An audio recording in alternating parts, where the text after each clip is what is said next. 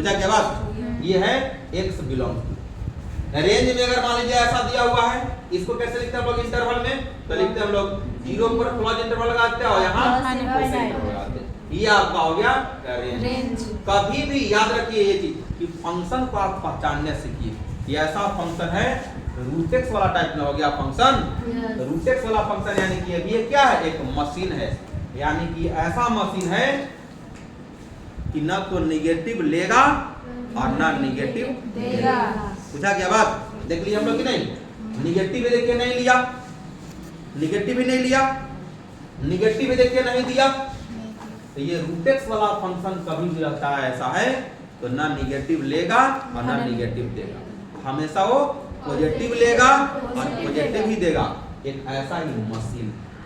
उसी तरह से हम आपको बताए थे ग्राफिकली भी अगर मान लीजिए देखना अगर होगा, इसीलिए हम बात किए थे कि एक्स एक्सिस, ये y axis, x dash, y dash. अगर आपसे कोई बोल दे कि y equal to root x का कैसा बनेगा, तो देखिए ऐसे कुछ ग्राफ इसका बनता है y equal to root x का। देखिए 0 से ये ओरिजिन है, ये 0 से ये बात है कि नहीं? आगे देखिए बढ़ रहा है ना, ये y में भी देखिए ऊपर हल्का बढ़ते जा रहा है कि नहीं? ऐसे बढ़ते जाएगा ऐसे ऐसे। अब x का वैल्यू देखिए ये वाला जा रहा है कि नहीं इधर? x वाला क्या कहलाता है? डोमेन। यानी हॉरिजॉन्टल लाइन हमेशा डोमेन कहलाता है और वर्टिकल हमेशा रेंज कहलाता है। यानी y हमेशा आउटपुट होता है जो रेंज देता है, और x हमेशा इनपुट होता है जो हम लोग के डोमेन कहलाता है। उसी तरह से कभी कभी सवाल ऐसे ही पूछ देगा क्या चीज कि y equal to x square है, क्या है ये? एक्स स्क्वायर है। पूछ देगा कि इसका डोमेन और रेंज क्या है।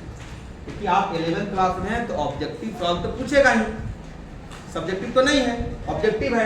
तो अब इसी का पूछेगा कि इसका डोमेन और रेंज क्या लिखेंगे आप? डोमेन क्या लिखेंगे? याद है?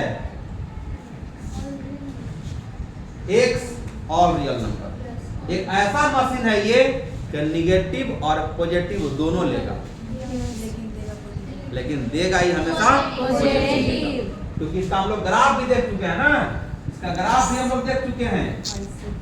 ग्राफ इसका कैसा होता है? ऊपर का x axis, y axis, x axis y. इसका ग्राफ देखिए कुछ ऐसे बनता है।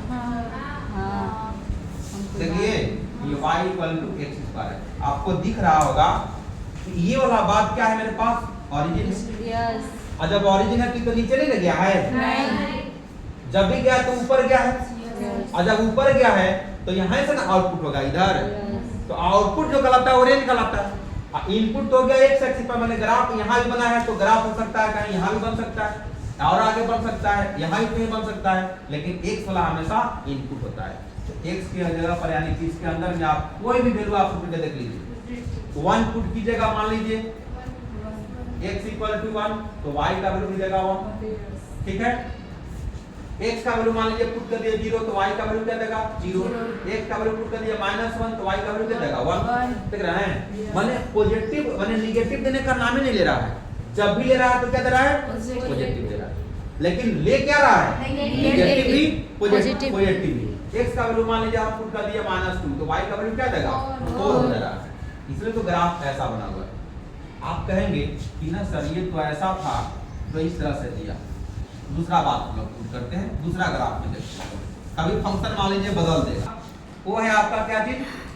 -x²। ये भी देखिए एक इंपॉर्टेंट है। कभी कभी देखिए चकमा लोग खड़ा है, y इक्वल टू लिखा हुआ है ये x² और ये y इक्वल टू है -x²। दोनों अलग अलग है। यस। ये है x² और यह -x²। आप इसको मत समझिए कि जो बात है वही बात यहाँ है, गलत हो जाएगा। बुझा गया बात? तो इसका जो ग्राफ आप बनाइएगा तो ये याद रखिएगा हमेशा, ये भी एक पैराबोला का ही इक्वेशन है। तो इसको जैसे आप जब यहाँ लिखेंगे ये y है, तो इसको जब लिखिएगा ना इस तरह से तो ये ग्राफ देखिए कुछ ऐसे बन जाएगा ऊपर नहीं माइनस होनी तो चाहिए। ये भी याद रखिएगा, ये y इक्वल टू है -x² का ग्राफ है। ये भी ध्यान रखिएगा कि -x² अगर रहे और डोमेन पूछ दे तो डोमेन तो इसका ऑल रियल नंबर हो जाएगा। डोमेन जो होगा कि x belongs to all real number लिख देंगे, लेकिन रेंज अगर पूछ दे तो 0 से -∞ तरफ यानी कि रेंज की जब बात अगर कर दिया जाए तो इसका क्या लिखेंगे हम लोग? जीरो पर क्लोज और माइनस पर ओपन इंटरवल लगा। बुझा गया बात? ये कंडीशन है। आपको लग रहा है कि इसी किसे आप लिख दे डायरेक्ट फिल कीजिएगा। x का वैल्यू मान लीजिए हम लेते हैं 1, तो y का वैल्यू क्या देगा? -1। x का वैल्यू हम पुट कर दिए 0, तो y का वैल्यू क्या देगा? 0 दे देगा। लेकिन x का वैल्यू पुट कर दिए हम लोग -2, तो y का वैल्यू क्या देगा? -4 दे देगा। 4 नहीं देगा, -4 दे देगा, क्योंकि पहले लगा हुआ यहाँ माइनस। तो दे रहा है कि नेगेटिव वैल्यू, यानी ले रहा है नेगेटिव, ले भी रहा है नेगेटिव। तो एक ये भी एक अलग मशीन और ये भी एक अलग मशीन है कि नहीं मेरे पास?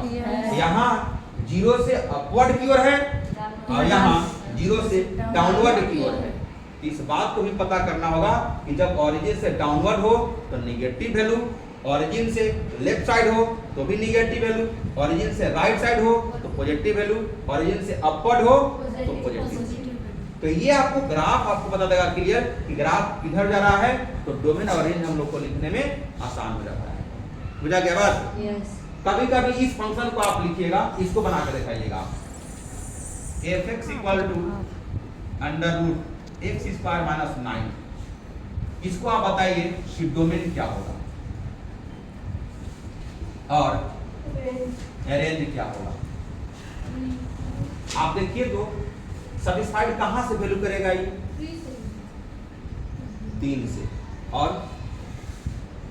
-3 भी करेगा सैटिस्फाइड। यस। क्योंकि -3 से अगर आप और निगेटिव में जाइएगा तो बड़ा वैल्यू देगा। यस। देखिए यहाँ अगर मान लीजिए हम लोग x के जगह पर पुट कर दिया 3, तो y का वैल्यू दे देगा 0, y का वैल्यू 0। लेकिन x का वैल्यू अगर मान लीजिए -3 पुट कर देंगे तो भी देगा y का वैल्यू देखिए 0। देख लीजिए ध्यान से, -3 से पुट जाता -3 का स्क्वायर 9, 9 में से 9 जाएगा 0 का रूट 0 दिया कि नहीं? y क्या है? आउटपुट है। x क्या है? इनपुट है।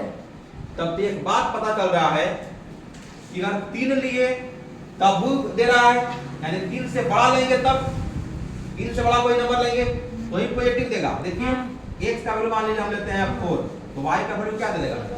4 चौका 16, यानी रूट में देगा मेरे पास कितना? 16 में से 9 जाएगा, कितना बचेगा? 7। रूट 7 को भी निकालेंगे तो पॉजिटिव में ही ना देगा। तो पॉजिटिव वैल्यू आया कि नहीं? आया। लेकिन यही बात अगर हम लोग लिख देते हैं x का वैल्यू अगर -4 लिख दीजिएगा कहीं भूल से भी, तो -2 का स्क्वायर 4 में 9 जाएगा -5, इमेजिनरी ना जाएगा, यानी ये सैटिस्फाइड नहीं करेगा। तो डोमेन जब लिखना होगा आपको डोमेन, तो देखिए इसमें दो बात आएगा मेरे पास। क्या क्या आएगा मेरे पास? यहाँ -3, 3 इंफिनिटिव। हाँ। क्योंकि 3 क्यों लगाया? क्योंकि 3 से इक्वल टू है, यानी कि 3 कर रहा है इसमें सैटिस्फाइड। तो 3 से प्लस इनफाइनाइट तक, यानी नंबर लाइन पर भी आप देख लीजिए इस बात को। तो जैसे अगर हम लोग यहाँ नंबर लाइन पर बात करेंगे अगर ऐसे, तो ये हो गया आपका नेगेटिव और ये वैल्यू हो गया आपका पॉजिटिव। ये मान लीजिए 0 है, ये 1 2 3 4 5 आगे भी नंबर है ना।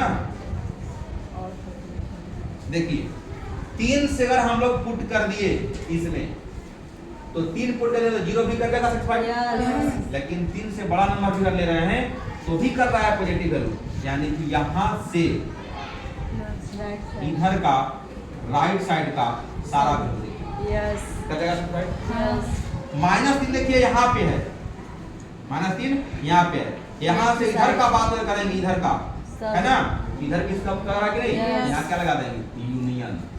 देख लिए यहाँ भी लगाएंगे क्लोज इंटरवल, यहाँ लिखेंगे -3 से -∞। ये हो गया आपका। बुझा क्या बात?